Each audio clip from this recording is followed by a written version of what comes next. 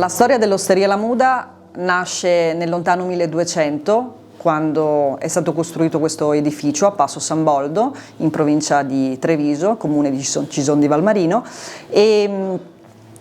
da lì in poi questo edificio è stato utilizzato come dazio, dogana, cambio cavalli. Nel 1470 Marco da Polpet riceve l'incarico di creare un'osteria a Passo San Boldo.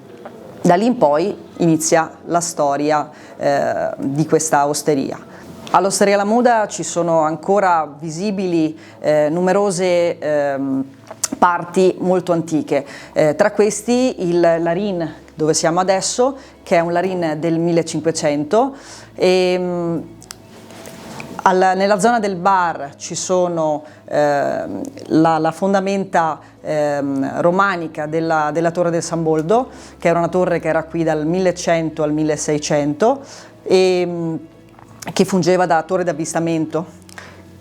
Nella parte esterna, nella facciata esterna, ci sono ancora i 3 stemmi medievali che rappresentano il comune di Belluno, il capitanio Venier del signore della zona e il leone di San Marco in Moecca. Da poco abbiamo ricevuto un bel riconoscimento che premia il nostro lavoro e i nostri sacrifici qua a San Boldo, è la chiocciola Slow Food, che viene data alle osterie che si distinguono per promozione del territorio e rispetto per l'ambiente e per i prodotti locali, per la cucina. Sia io che Federica proveniamo dal mondo della ristorazione alberghiero, abbiamo fatto diverse esperienze subito dopo la laurea in Scienze e Cultura della Gastronomia e della Ristorazione all'Università di Padova.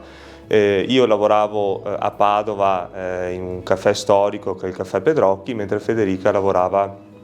negli alberghi nella città di Venezia. Per una serie di motivi di vita io sono giunto qui nella vallata bellunese e sono venuto a conoscenza che questo posto, l'Osteria La Muda, era in vendita. Sia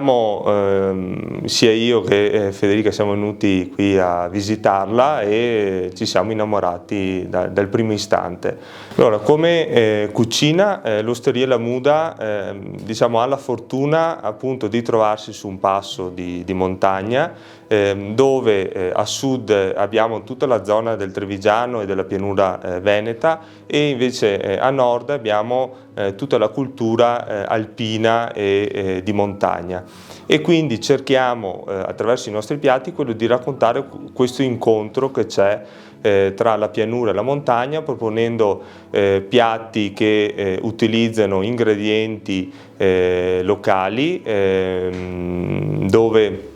andiamo a selezionare determinati produttori, soprattutto nella Val Belluna, dove c'è un'abbondanza e una varietà per quanto riguarda tutti gli ortaggi e le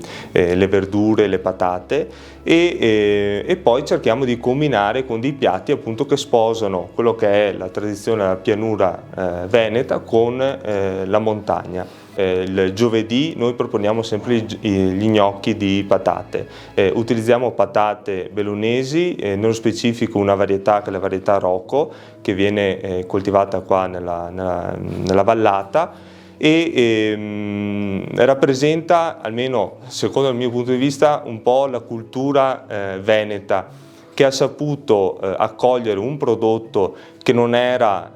originariamente veneto perché arrivava dall'America, e poi noi lo andiamo a proporre con una salsa al miele aromatizzata con cipolla e mirtilli.